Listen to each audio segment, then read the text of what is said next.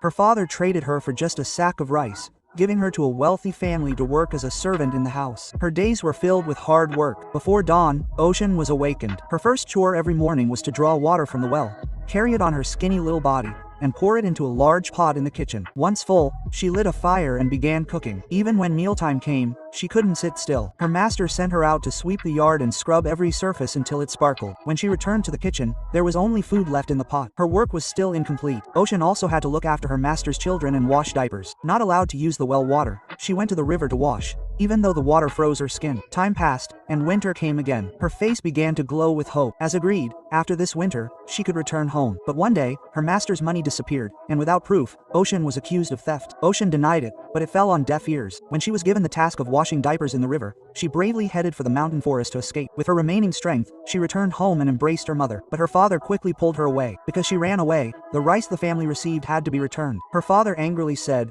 "Why can't you endure a little suffering?" Days passed and she slowly adjusted back to life at home.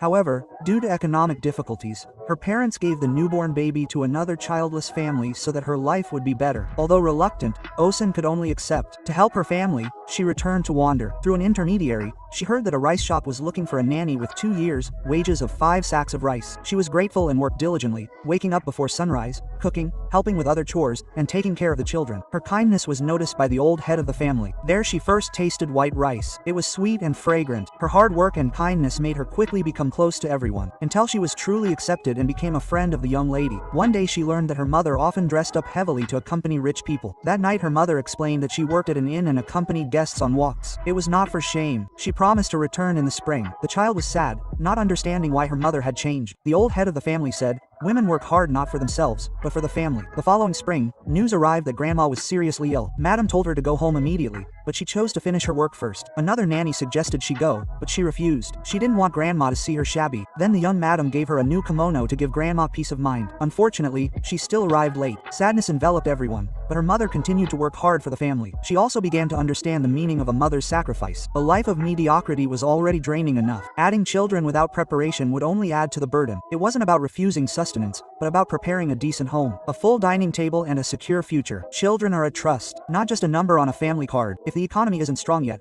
focus on building a foundation first before thinking about adding to the family. Yeah,